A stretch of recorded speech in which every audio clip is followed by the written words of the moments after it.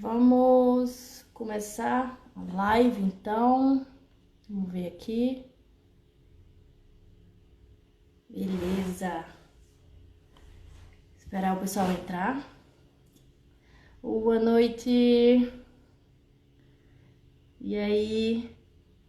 Vamos dar alguns minutinhos. Beijo, Fátima.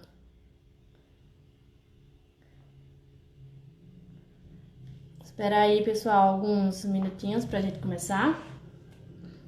Hoje, o tema da live vai ser aqui com o João Lucas.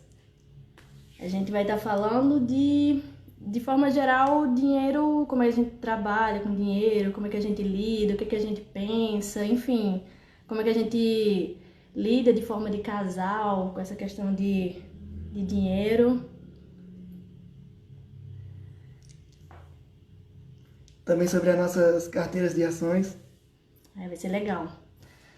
Falando um pouquinho da nossa carteira, como é que a gente divide a minha carteira, a carteira dele. Boa noite, César. Boa noite, Nidinho.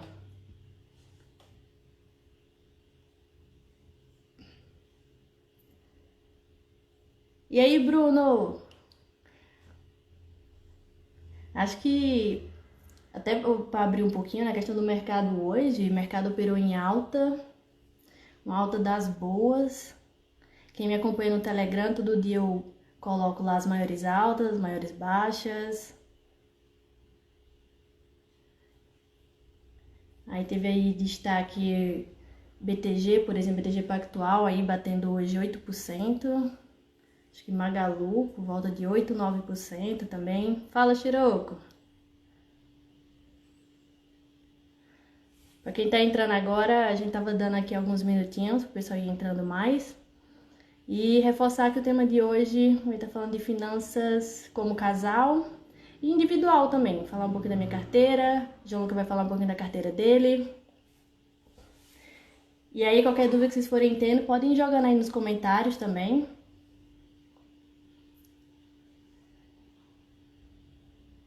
Aproveitar que se você tem namorado, namorada, marido, esposa, manda pra ele pra dar um up lá, pra começar a botar o dinheiro pra trabalhar. Boa noite, Nidinho. Ai, que legal. Boa noite a todos, o pessoal do laboratório aí entrando também, onde eu trabalho. Influenciados pela Michelle também. Aí, ó, a primeira pergunta, João Lucas, Miss Matt lá, esse pessoal do laboratório de João Lucas. Isso é fácil, viu? Não pode existir um mismatch aqui, Chiroco. Senão complica a situação. Aí, ó, o pessoal vai pedir uma música também, João Lucas. Tá bom, né, João Lucas, tocar um violão aqui, enquanto, até pra abertura, né, próxima vez você podia abrir já tocando. Já abria tocando. Abertura de nacional.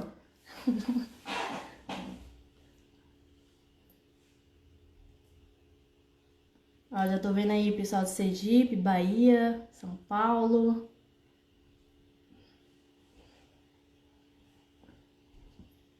Quem mais?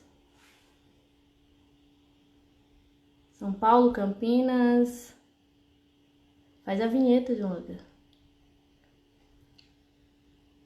Fala, Jaque. Melhor ideia, a abertura.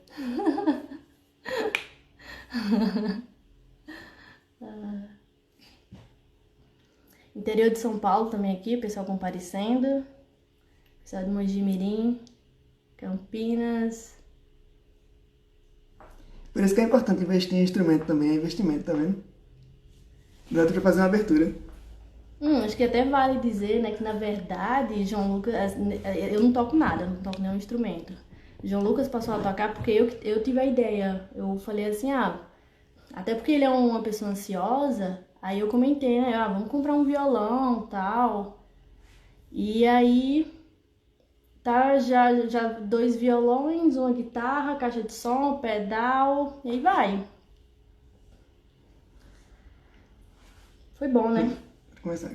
Acho que já deu. Vamos começar então. Aí, ó, já uma pergunta aqui. Mas aí acho que antes até de responder a pergunta da Flá, qual a melhor forma do casal começar a investir, acho que vale a gente começar a falar um pouquinho de como é que a gente pensa na questão de despesa, né? Que imagina assim, até para você começar a investir, tem todo aquele mindset, né? Quem já viu outras lives minhas, eu falo muito com o Eduardo, aquele mindset inicial, aquela mentalidade de investidor para você não chegar e achar que vai fazer dinheiro rápido e se decepcionar, né? Então, a gente pensou em falar um pouquinho na questão de controle de despesa, controle de forma geral de finanças, não só de despesa, mas dos ganhos, para ter uma noção do que é que você está fazendo de forma geral. E aí, começar mais essa parte de investimentos. Então, por exemplo, João Lucas já foi uma pessoa de gastar mais. Eu nunca fui. Eu sempre tive essa questão de poupar, sabe, nunca fui uma pessoa materialista. Então acho que isso me ajudou bastante. Já fala aí de você. Até, nem apresentei, né? Até pra quem não conhece, fala um pouco de você. O pessoal já me conhece mais, já me acompanha, né? Então, eu sou João Lucas. Ao contrário de Michele, que é mais no mercado de empresas mesmo, eu sou mais do lado acadêmico. Então, eu faço doutorado e faço pesquisa na Unicamp. Então, devido a isso também, eu não tenho uma fonte de renda tão alta, né, para investimentos. Mas eu comecei a investir no ano passado, demorei muito a começar a investir. Comecei a investir devido à influência de Michele. Ela influenciou não só eu, mas também grande parte do meu laboratório a começar a investir em renda variável, principalmente. Então, eu comecei há pouco tempo, né? Tem pouco tempo. Antes, na graduação, Michele, desde o início da graduação, a gente tinha bolsa de IC, nós dois. Bolsa de IC, para quem não sabe, é uma bolsa que a gente recebe para fazer pesquisas iniciais. Iniciação científica que chama, iniciação científica. E é uma bolsa muito pequena, né? Um valor bem irrisório lá que o governo paga, R$ 400. E aí, Michele, desde o início da graduação, ela já começou a investir esse pouco. E ela não comprava nada, eu lembro, só ficava investindo. Já eu nunca investi, né, nessa época. Eu só sabia comprar coisas, peça de computador, placa para fazer robô, né? Eu gosto muito de fazer plaquinha e brincar com isso. Então eu gastava um dinheiro grande nisso. O helicóptero de controle remoto que a gente comprou, né? Que eu dei uma parte para ter presente de aniversário. João Lucas era mais dessas. Eu gostava de comprar muitas essas coisas, então eu acabava não investindo. Enquanto Michele começou a investir desde essa época da graduação. Então, isso fez um grande diferencial, porque quando ela chegou aqui na Unicamp, ela já chegou com algum dinheiro, que ela conseguia se manter, até porque ela não teve bolsa no início. Eu tive a sorte de conseguir uma bolsa de empresa quando eu cheguei aqui.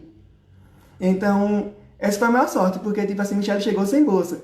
E se você conseguisse bolsa, um exemplo de CNPq, CAPES, que são os órgãos do governo, é um valor menor ainda do que de empresa. Então, é praticamente impossível você viver aqui e investir recebendo esse valor, né?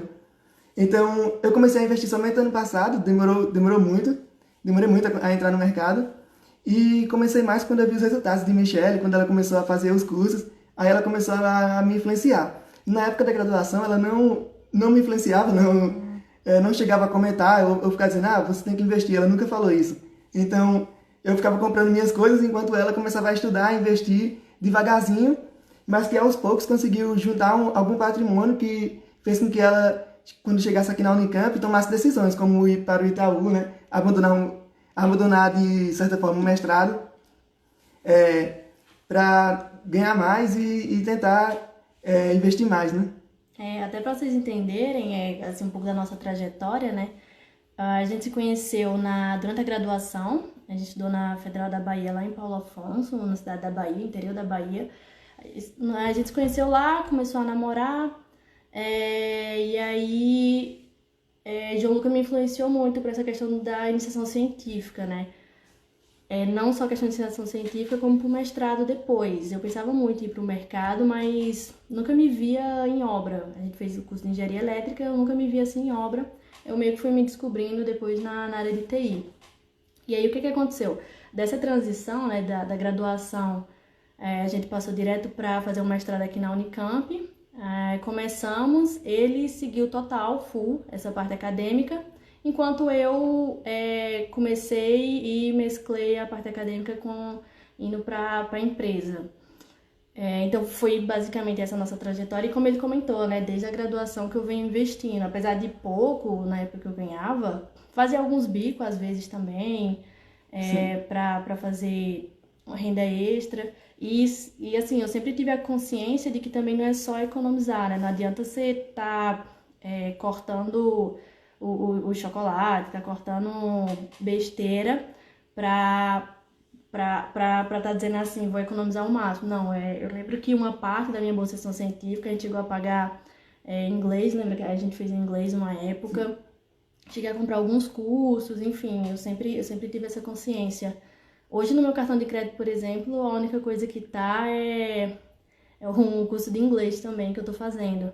Então, eu sempre fui muito dessa, eu aplico desde muito tempo, mas sempre com aquela consciência de que, eu compro curso em várias áreas, tá? No que eu vou me interessando. Então, acho que é isso, né? Acho que deu pra pessoa entender. Comprar cursos, essas coisas, é uma forma de investimento também, porque você vai ter o retorno depois. Eu mesmo no mestrado, uma coisa que eu fico pensando é que eu penso como se eu estivesse pagando o meu doutorado e mestrado. Eu ganho pouco porque é como eu estivesse pagando um mestrado e doutorado. Eu penso assim, porque dessa forma você pensa que é um investimento, né? Você está investindo aquele tempo, está ganhando menos agora para tentar ganhar mais no futuro. E também eu faço isso porque eu gosto, né? Eu gosto muito de fazer a parte acadêmica, então eu acabei ingressando nessa área e ficando nessa área.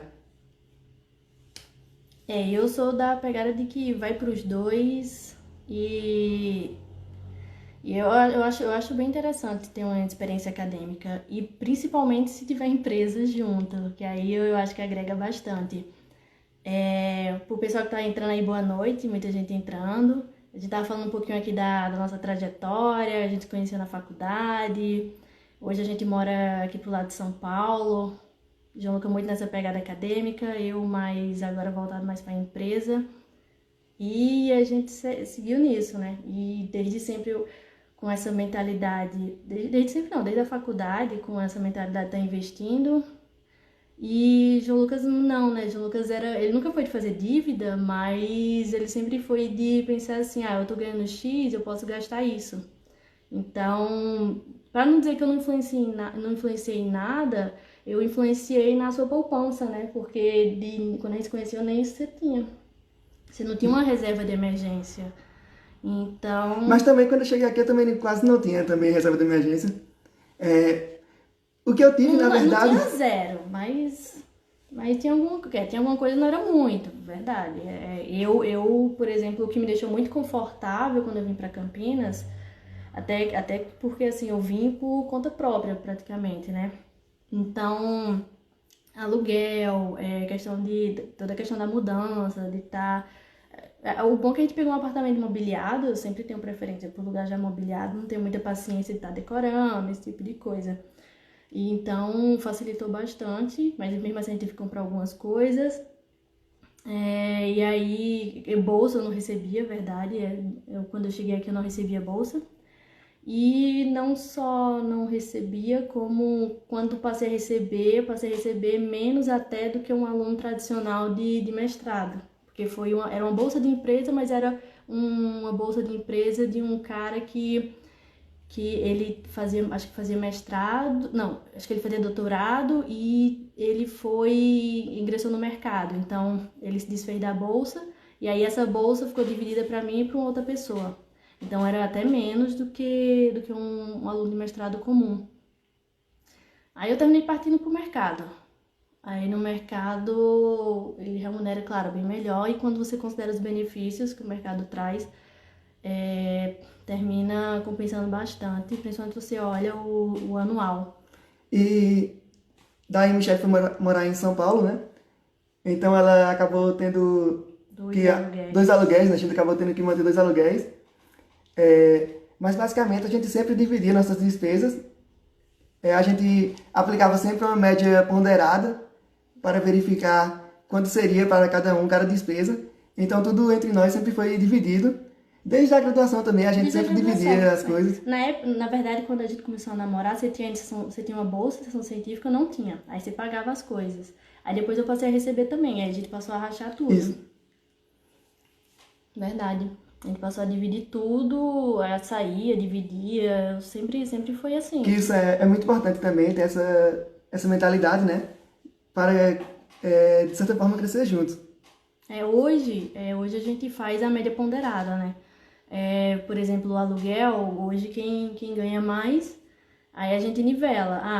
Seu salário é 70%, digamos, um exemplo, tá, gente? Não que seja isso. Digamos que o salário de um é 70% do outro, então o aluguel vai representar, ele vai pagar 70%. Não, E aí não somava tão... os dois aluguéis, né? Somava todas as despesas. E além disso, Michelle também teve a iniciativa de buscar rendas extras, como ela sempre teve também na graduação, né? Na graduação, Michelle fazia muitas correções de TCC, artigos, então ela fazia correções para o pessoal e acabava ganhando um dinheiro extra, também dava banca, né? Banca, para quem não sabe, quem é daqui de São Paulo, que deve ser outro nome, não sei. Deve ser outro nome, acho que eles não chamam banca. Ela auxiliava pessoas que estavam com alguma dificuldade em algum conteúdo. Basicamente Isso. ensinar. Então ela conseguia ganhar dinheiro dessas formas. Chegando aqui em Campinas, ela também teve a iniciativa de abrir a empresa chamada HubMe, que faz projetos, ajuda outras empresas a gerenciar projetos de P&D, de pesquisa e desenvolvimento, e também lançar editais. Então ela escrevia projetos e fazia todo acompanhamento. Verdade. Então essa empresa era também uma fonte de renda alta, era uma fonte de renda considerável do lado dela, além do salário dela. E do meu lado também, né, apesar de eu receber bolsa, como eu falei para vocês, eu também dava aula dou aula nos cursos da Unicamp de energia solar, e essa também é uma das maiores rendas que eu tenho. Praticamente eu dobro a bolsa, ou até mais do que a bolsa quando eu dou aula nos cursos. Então a gente tem essas duas rendas extras. E com essas rendas extras foi que ajudou também a investir. Eu iniciei a investir justamente quando eu comecei a ter essa renda extra do curso. Então, quando eu dava aula, como eu dava aula no curso, e eu já conseguia me sustentar com o dinheiro da bolsa, que eu recebia a bolsa normal, então eu utilizava o dinheiro da bolsa normal para os pagamentos e o dinheiro do curso eu investia todinho. Aí até aconteceu de que na pandemia, né, muita coisa mudou. Na pandemia, os cursos acabaram não existindo, ficaram parados por um tempo. Agora que começou a voltar novamente as coisas, graças a Deus, mas ficou um bom tempo sem ter cursos. E Michelle também acabou perdendo vários projetos assim, porque a FAPESP, que pagava as empresas, também finalizou vários projetos com a pandemia. Então, a pandemia interferiu muito nos investimentos. Bastante. Mas o importante disso é que a gente pode mostrar que eu acho que é a primeira coisa que o casal deve pensar em renda extra, né? Ter sempre uma renda extra do lado, fazendo alguma outra coisa que você goste, para conseguir aumentar os seus investimentos e aportes. Acho que vale até mencionar, já que você comentou a questão do curso, que para quem se interessa é na parte da energia solar, tá, gente? Então, o Hugo até colocou o link aí, cursosolar.com.br. Bem bacana, é um curso aqui da Unicamp, então tem bastante nome. Aí, vamos ver... E aí, os meus colegas também seguiram o mesmo caminho, né? Que tá aí, Hugo, Shiroco, entre outros. Seguiram o mesmo caminho, né? Michelle mesmo influenciou bastante o pessoal a investir. Hugo também começou quase junto na mesma época que eu e também tá aí investindo. Ó, o Shiroco perguntando como é que ele faz pra questão do curso de energia na Unicamp. Inscrição online, né? Isso no site que o Hugo mandou aí, cursosolar.com.br. Quem tiver interesse, dá uma olhada lá, pessoal. Vamos responder aqui também algumas perguntas, já para o pessoal não ficar ansioso e pra gente não esquecer. Cadê a da Flá? Ela tinha perguntado sobre... Aqui. Qual a forma do casal começar a investir? Como qualquer pessoa. Eu acho que o que vale, principalmente, é o casal ter a mentalidade, né? De que, assim, por exemplo, não vale um só tá se esforçando, procurando fazer renda extra, procurar tá dando o máximo pro outro chegar lá e simplesmente gastar. Tem gente, assim, claro que tem família que funciona, né? Eu sigo alguns empreendedores que eles costumam ter a família bem tradicional. Então, por exemplo, pro cara faz sentido ele pegar toda a sobrecarga, colocar todo o dinheiro e a esposa ficar dedicada a filho. Pra ele faz total sentido. E vai muito da questão do casal. Se pro casal isso faz sentido, beleza. Se não, pra gente, na verdade, sempre. A gente nunca chegou a conversar muito sobre isso. Sempre foi do tipo, eu tenho, eu posso pagar também. Então, pra mim nunca foi problema. E não que, como eu falei, né? Não que a gente tenha ficado conversando sobre isso, para determinar aí, você paga isso, você paga aquilo. Na verdade, são decisões bem rápidas que a gente toma. Acho que já a gente tem uma mentalidade um pouco parecida nessas questões.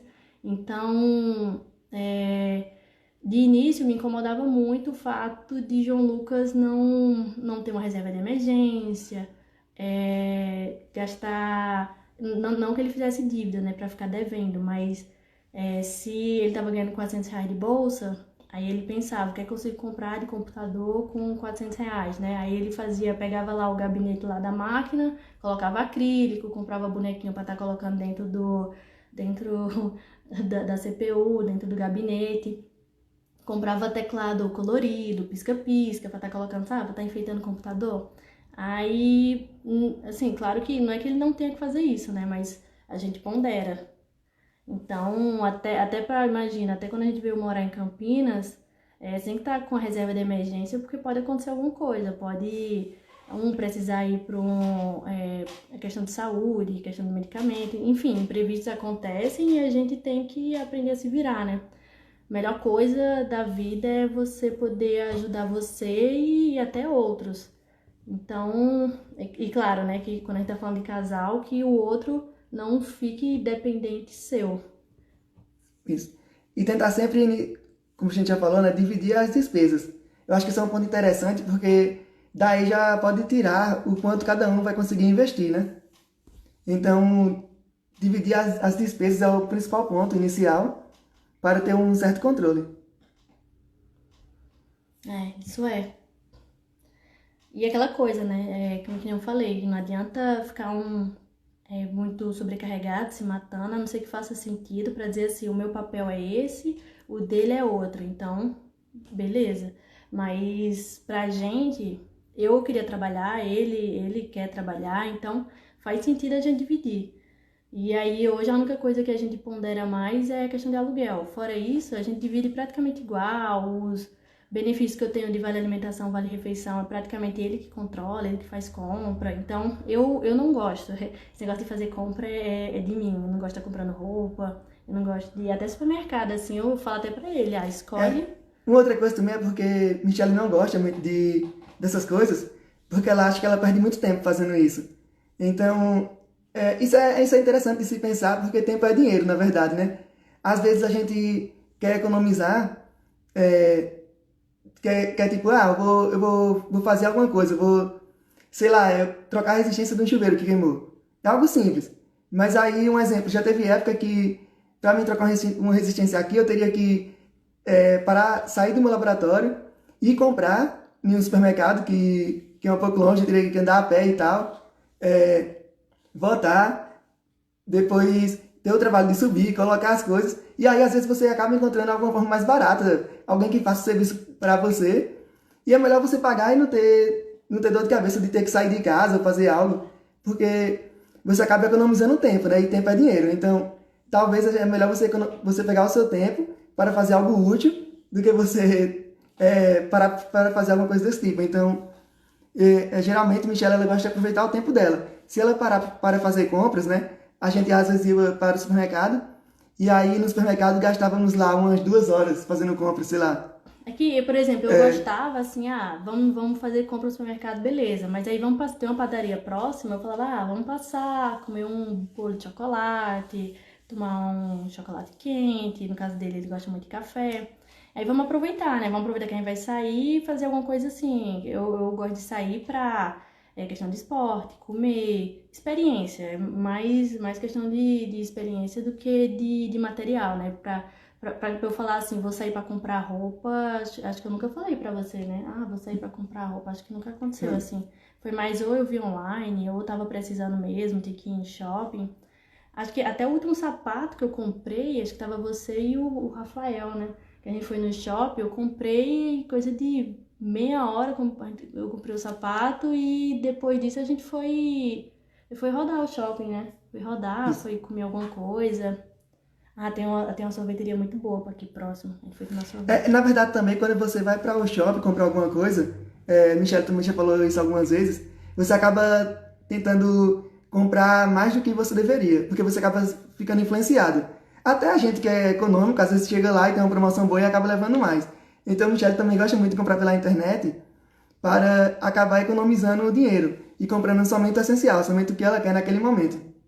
É que eu sou muito específica, eu preciso disso, eu começo a ficar estressada no supermercado, porque tem muita coisa, você não sabe onde é e você fica andando 20 minutos pra achar o que você quer. Então, E aí começa a é levar muito outras chato. coisas. É, mas você, eu nem tanto. Ó, responder aqui a pergunta da Clécia.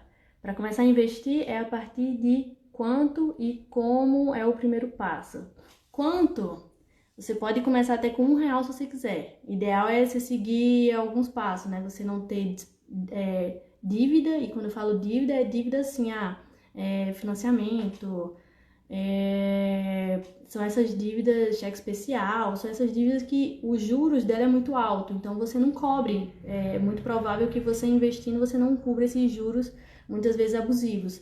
Então, esses juros que formam bola de neve, de cartão de crédito, de cheque especial, essas coisas assim, o ideal é que você não tenha esses tipos de dívidas. E quando você for começar, já começar com aquele mindset que eu falei, né? É aquela coisa de que investimento não é curto prazo é especulação. Curto prazo é caixa, é reserva de emergência. Então, curto prazo é renda fixa, são ativos que vão que a qualquer momento você precisa, você vai estar resgatando. E aí depois, quando você vai pensar em investir, você vai pensar assim, eu tenho objetivos de curto prazo, continua sendo renda fixa.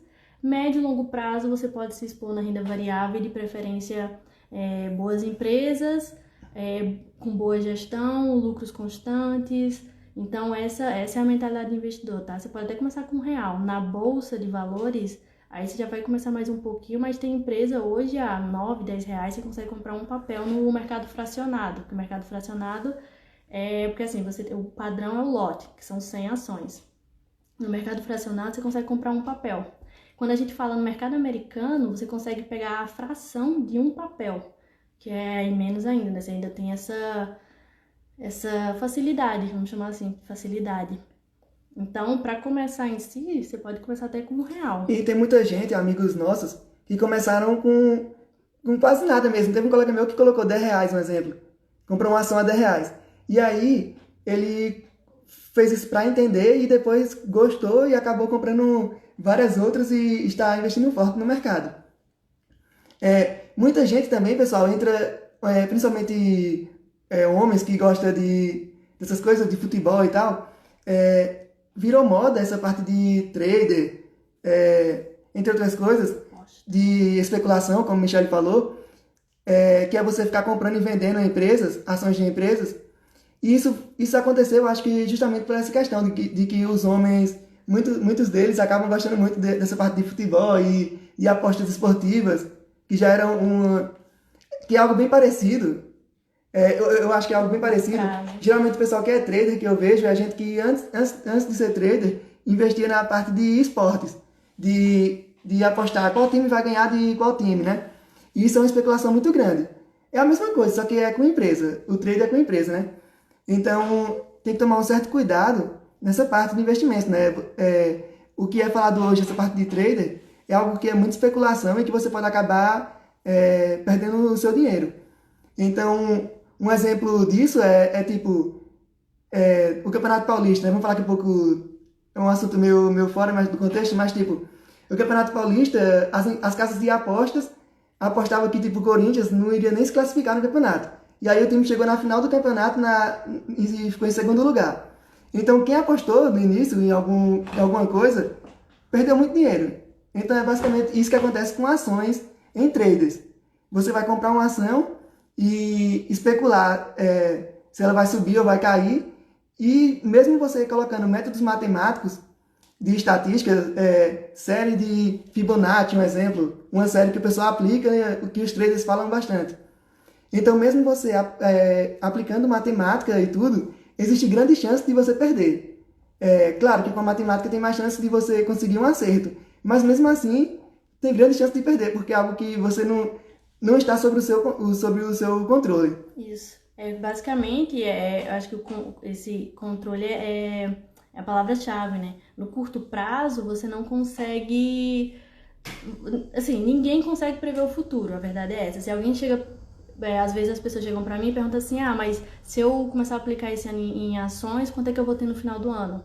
Não dá pra saber. Você pega, por exemplo, o caso de Cogna.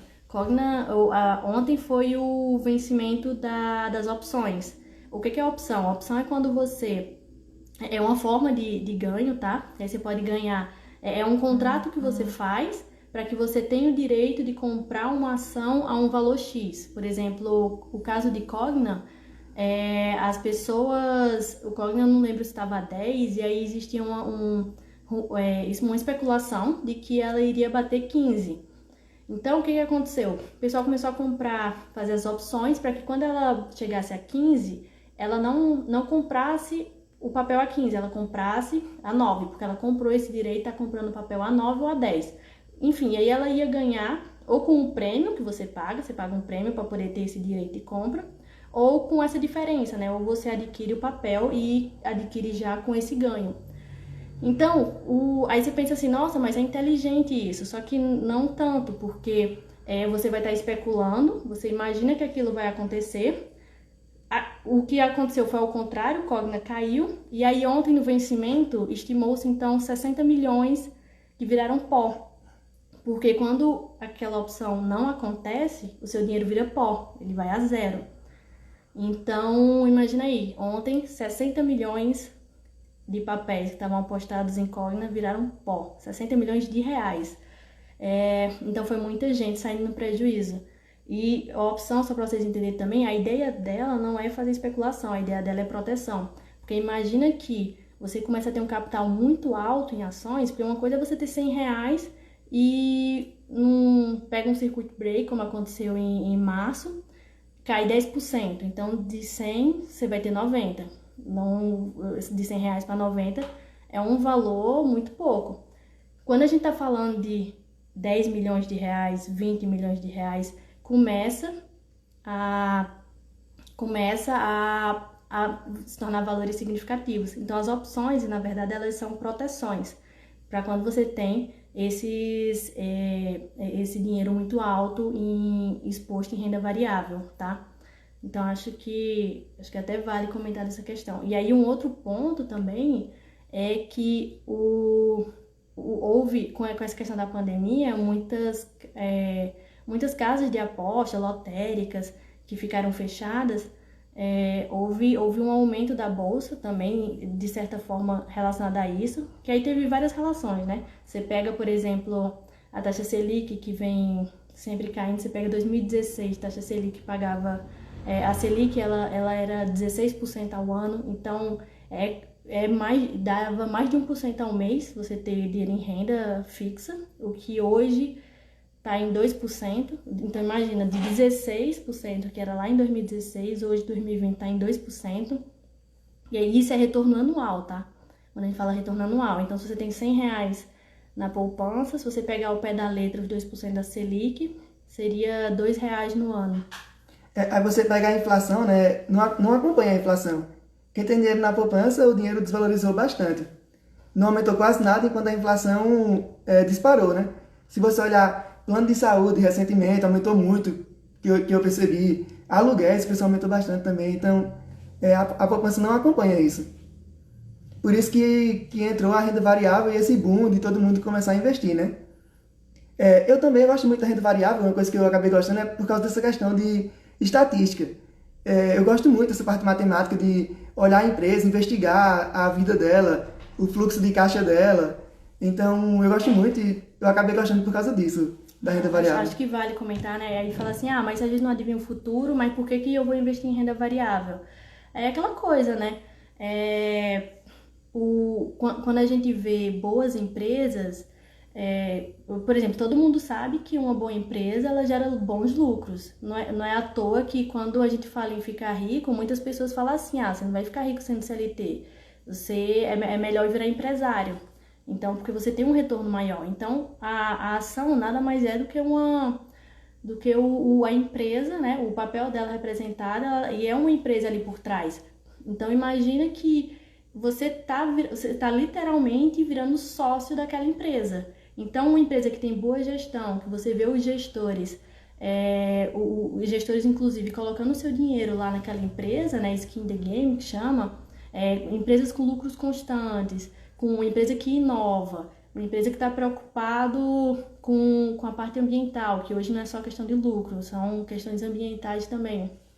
Então, você vai juntando todos esses pontos, você vai vendo de forma geral, indicadores de eficiência, indicadores, a dívida da empresa, o lucro que ela está tendo, a gestão que ela tem. Então, são vários indicadores que a gente vai olhando, que você vai identificando se ali é uma boa empresa ou não e se é alguma coisa que você quer estar se tornando sócio.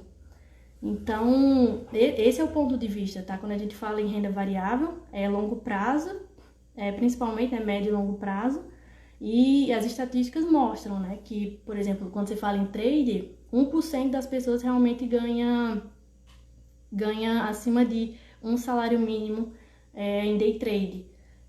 Um pouco mais de 1%, eu acho, de todos os traders. E aí você pega também, tem mais conta no Instagram com o nome de trade do que quantidade de pessoas na bolsa, na B3, né, cadastrada na B3, CPFs cadastrados.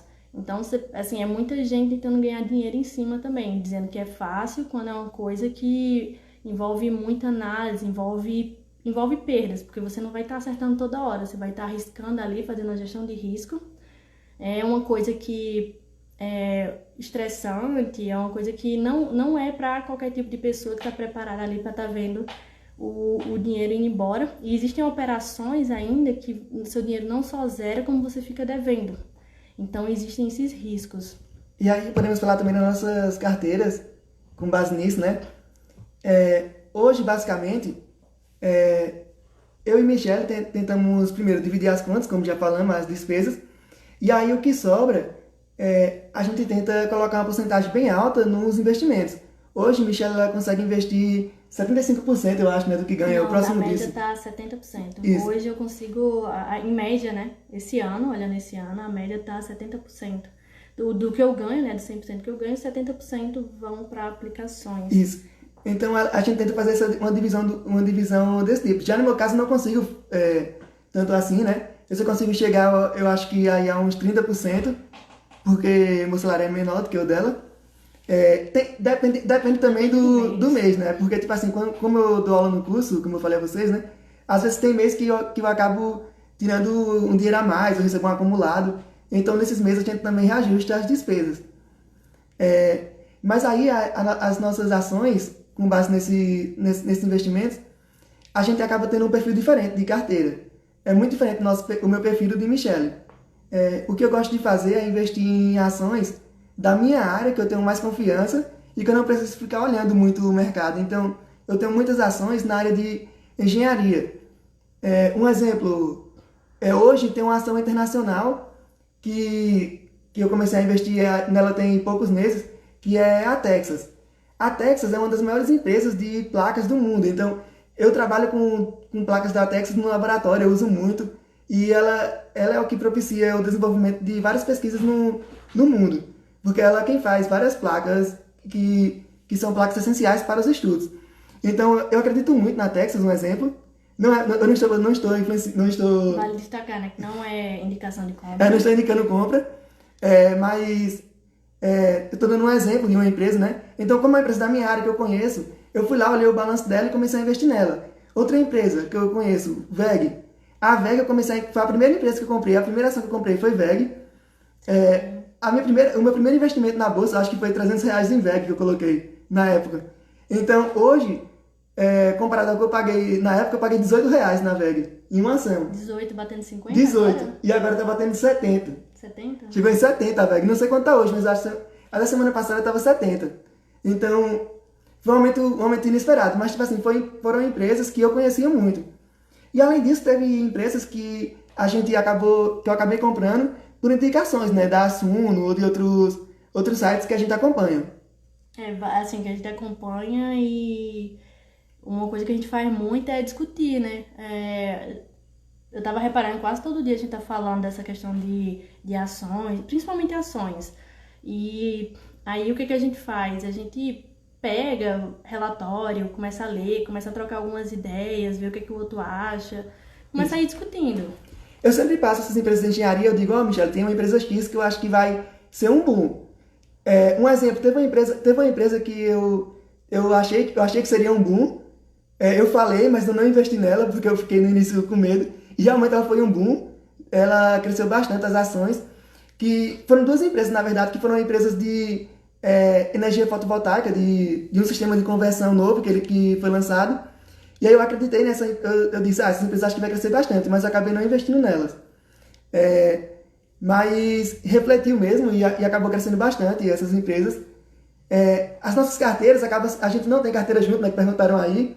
Nossas carteiras são diferentes mesmo, cada um tem sua conta. Então eu faço muitas compras sem avisar para a Michelle, ela também.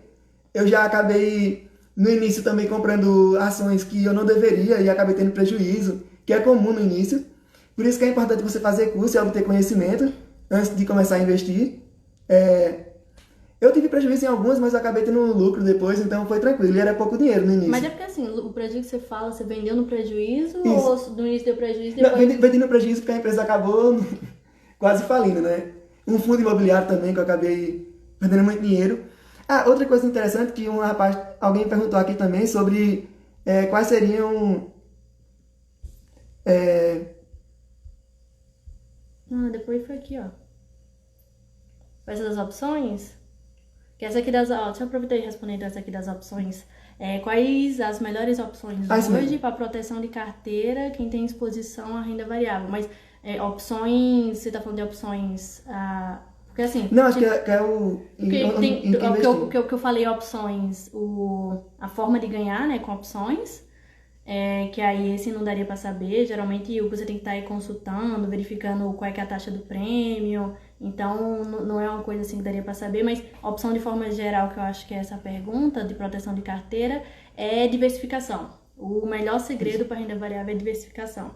Por exemplo, eu não cheguei a ter o prejuízo como o João Lucas teve, apesar de investir há mais tempo, ter começado, ele teve certa influência minha, eu não tive influência de ninguém, só minha vontade mesmo de ganhar mais do que eu estava ganhando na poupança na época. Então, eu nunca cheguei a ter prejuízo em ações, esse tipo de coisa, porque minha mentalidade sempre está muito voltada para longo prazo. E nessa questão de boas empresas, né? Só que aí é renda variável, ela oscila e o mercado é incerto, né? Você pega o caso da IRB, por exemplo, que é uma empresa de resseguros, e a IRB, ela vinha com relatórios excelentes, era uma empresa assim que era indiscutível, e aí descobriram uma fraude. Então, o que aconteceu? Com essa fraude, basicamente despencou, né? Juntou o coronavírus, juntou a questão da fraude contábil. Então, se descobriu, né, que era tudo perfume, era tudo uma máscara que estavam criando ali na empresa e que terminou despencando. Então, o ideal então é você diversificar, né? Investir internacionalmente, no Brasil. Diversificar. E aí até no que o João Lucas comentou da questão de investir muito em empresas que ele conhece, é o que chama círculo de competência. É uma coisa que eu sempre falo para alunos, para amigos, quando você está querendo começar, você começa por aquilo que é do seu círculo de competência. Ou seja, eu conheço mais a área de bancos, então... Para mim é mais fácil analisar bancos. Para ele é muito fácil analisar algumas empresas na parte de energia solar, na parte de motores, nesses tipos de empresa. Então é muito o ciclo de competência. Eu tenho uma aluna que ela é da parte de educação. Então foi a empresa que ela começou analisando. Então essa questão do seu círculo de competência é eu acho que vale. Então, para proteção de carteira, quando a gente fala em renda variável, sem dúvida, a diversificação. Se você está começando, começa por aquilo que está mais dentro do seu círculo de competência. E até porque você vai aprender mais fácil e ir para outros setores depois é muito mais simples. E aí, também para quem está começando, começar por setores perenes, são setores resistentes à crise. Isso. Por exemplo, a gente pega a crise, todo mundo está bebendo água, que é uma coisa que o pessoal um pouco fala, são empresas de saneamento. Tem empresa de saneamento muito boa, apesar até de ser estatal. Saneamento, energia. As empresas de energia também, concessionárias, são empresas excelentes para ações. São empresas que eu tenho várias na minha bolsa também, porque eu conheço e também é de confiança. Em momentos de crise, ninguém vai deixar de utilizar energia. A energia tem que ter. Então, ela sempre vai ter um bom comportamento. Um exemplo é a WEG também, que eu falei. A WEG também é uma empresa que, mesmo em momento de crise, ela vai ter um bom comportamento, porque ela domina o mercado. Ela é uma empresa que detém a tecnologia que detém superioridade na tecnologia que ela fabrica, né? De motores. Então, essas empresas são empresas que não vão oscilar muito em momento de crise. E mesmo que oscile em momento de crise, como aconteceu com o coronavírus, é a época que você pode aportar mais, né? Investir mais. Então, na época do coronavírus, foi ruim, porque a gente perdeu outras fontes de renda que tinha, mas o que a gente tinha, a gente conseguiu investir mais e as ações caíram, mas a gente comprou mais e hoje em dia tem muito mais do que tinha antes, porque as ações se recuperaram rapidamente. Basicamente, a carteira toda já se recuperou da crise do coronavírus e estão bem mais altas do que antes. Então, quando tem crise, é o momento certo de você também entrar e comprar mais ações, né? Que quando a gente fala em longo prazo, é uma coisa que é legal falar também, é a mentalidade, né? Quando as ações começam a cair, geralmente as pessoas ficam tristes, algumas se desesperam, etc. Quando, na verdade, se aquilo é uma boa empresa, você tá pegando ela com uma promoção. A mentalidade é essa, né? Tá pegando com promoção. Então, imagina você tá podendo comprar uma boa empresa, virando sócio dela de forma mais barata. E aí, outra coisa é que, assim, aí você pensa assim, nossa, mas eu entrei quando ela tava R$10. E aí, agora ela tá 8. Então, imagina que ali, quando a gente tá falando de uma boa empresa, você tá comprando ela a 8, o seu preço médio nela diminui. Então, se ela já foi... Um dia ela volta a ser 10. Talvez não no curto prazo, mas a tendência é que boas empresas, o preço dela começa a ficar justo. Ou até mais do que justo, né? Quando a gente começa a dizer que tá caro. Porque mais do que preço é valor. É qual o valor daquela empresa. O ideal é você nunca vender ação no prejuízo, né? Tentar esperar. E quando o preço da ação estiver muito menor que o seu preço médio que você comprou, você compra mais para que o preço médio diminua. Então, essa é a ideia, né? É isso quando a gente fala em boas empresas, né? Hugo também perguntou aqui, né? Como convencer sua namorada a não gastar tudo em lanche? Tudo em lanche, caramba. Essa acho que é a pergunta mais difícil, hein? Aqui é o contrário, Michelle que tinha que me convencer a não gastar, né? Eu acho que assim, ó, o principal ponto que eu levei João Lucas a começar a investir mesmo, assim, aquela frequência de todo mês, de realmente estar comprometida, eu acho que foi quando mostrar resultado. É mostrar o quanto isso compensa para você agora, para você no futuro. Então, a partir do momento que você mostra resultado, é natural do outro querer entrar também. E aí é muito da consciência, né? Assim como qualquer bem material, eu acho que vale a gente estar pensando eu realmente preciso disso? É só um lazer espontâneo? Porque não que seja errado também você tá, vez ou outra, querendo gastar dinheiro com alguma besteira. Não, isso não é problema, né? O problema é quando isso se torna uma forma de você se sentir melhor. Então é muito psicológico isso, né? E você transformar isso para se sentir melhor e isso vira um ciclo vicioso, né? Sempre que você tá mal, você fala, eu tenho que comprar alguma coisa para comer, eu tenho que... É muito psicológico, é muito de você estar criando bons hábitos também.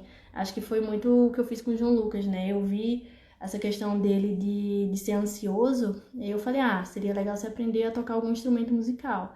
Aí Gasta um pouco, mas é um bom hábito, digamos assim, né? Desenvolve parte do cérebro, deixa ele menos ansioso, então é uma coisa que está ajudando na saúde. É uma coisa boa, é uma forma de investimento também. Novamente, né, investimento não é somente em ações, né? Tem uma pergunta do Zeca também aí muito interessante. Quanto tempo a gente se compromete diariamente monitorando as ações, né? É muito interessante essa pergunta porque muita gente quando compra ações fica o dia todo olhando. Isso acontecia muito com a gente, No tipo início. eu e meus colegas, Isso é bem normal. principalmente, que não tinha estudado muito. Michelle, quando começou a investir, ela já tinha estudado. Então ela já estava mais ciente das coisas. Mas tipo, eu e meus colegas, a gente sempre ficava olhando toda hora a carteira. Se subiu, se caiu. Mas com o tempo, a gente vai sabendo, né, que como é para longo prazo, não precisa se preocupar com isso. Hoje mesmo, eu não olho, tipo, eu acho que tem mais de semanas que eu não entro e olho minhas ações. Então, quando eu não estou na época de investir, né, tem alguns dias que eu invisto. No início do mês, eu sempre faço a minha planilha do que eu quero investir no mês e do que vai ser o meu cronograma. Mas depois disso eu não fico olhando, porque se eu for parar para ficar olhando ações, eu não vou conseguir fazer outras coisas, né? Improdutivo, né? Se torna improdutivo. Então, quando o seu foco é longo prazo, uma estratégia é você... por exemplo, como é que eu faço, tá? Recebi pagamento, eu já sei quanto é que eu vou... Eu tenho um valor mínimo para estar investindo. Então, no mesmo dia, eu mando o dinheiro para a corretora e desse dinheiro eu deixo esse dinheiro lá para ir colocando aos poucos. Você não precisa estar jogando... por exemplo, R$ 1.000 que eu vou investir esse mês, eu jogo R$ 1.000 lá e coloco tudo em uma ação, ou duas, ou três, ou cinco. Você não precisa estar colocando tudo. Eu vou comprando aos poucos. Eu uso corretoras que eu geralmente não pago taxa de corretagem, então eu posso comprar e vender quando eu quiser, sem estar pagando taxas, exceto a questão do limite de 20 mil no mês, que a partir de vender mais que 20 mil em ações com lucro, você paga DARF. É coisa de imposto do governo. Então, é uma estratégia, tá? Receber o pagamento, se você tem um controle, eu, por exemplo, tenho esse controle mensal. Eu vejo tudo que eu ganho, eu vejo quais são as despesas, eu tenho noção do quanto é que eu vou aplicar. E outra, surgiu um imprevisto, eu tenho minha reserva de emergência, é de lá que eu tiro. Quando a gente fala em imprevisto, é reserva de emergência. Precisei gastar muito com medicamento sem estar esperando, né? Reserva de emergência. Então, nem compromete tanto a questão do seu salário. O seu salário fica mais livre depois que você tem essa reserva. E aí, eu não comprometo também meus aportes. Eu faço esses aportes mensais e aí eu vou acompanhando a carteira semanalmente, porque é uma coisa que eu gosto de estar olhando. É uma coisa que eu gosto de estar acompanhando. Muita gente não gosta. Então, tem gente que eu conheço que faz o seguinte. Eu tô ali, eu vou aportar uma vez no mês e pronto, e esqueço, e não olho mais, não tem problema. Como você tá falando de boas empresas para longo prazo, no longo prazo o preço dela vai subir. Então, para você dizer assim, precisa mesmo acompanhar diário alguma coisa, só se você for um trader, ou alguém que trabalhe profissionalmente com isso, é que você precisa estar olhando todo dia. Mas não vai fazer diferença. O poder da sua mente, ou o seu desejo do preço da ação subir, não vai fazer a ação subir. E pessoal, também, desde quando eu comecei a investir, uma ideia que a Michelle mesmo passou é que a gente tem que primeiro se pagar, né? A gente pega um valor fixo todo mês e se compromete a guardar esse valor fixo. Se conseguir guardar mais do que esse valor, beleza. Um exemplo, eu vou guardar R$ 700 para investir. Então, se passar desses R$ 600, um exemplo, aí você pode investir mais, mas no mínimo você vai ter que sempre investir aquele dinheiro que você se comprometeu no início. Então isso é interessante. Então o primeiro passo, né, que a gente sempre fez junto criou a reserva de emergência, cada um por si. Essa é a primeira opção essencial. Depois começamos em renda fixa e depois fomos para a renda variável. Outra grande diferença da minha carteira em relação à dela, quando eu entrei na renda variável, é que eu comecei muito em fundos imobiliários. Fundos imobiliários é tipo quando você compra uma parcela de um shopping ou de algum outro empreendimento e você ganha tipo um aluguel daquele local todo mês. E os fundos imobiliários são opções que não são... não caem e sobem tanto, não se movimentam tanto quanto as ações comuns, não variam tanto.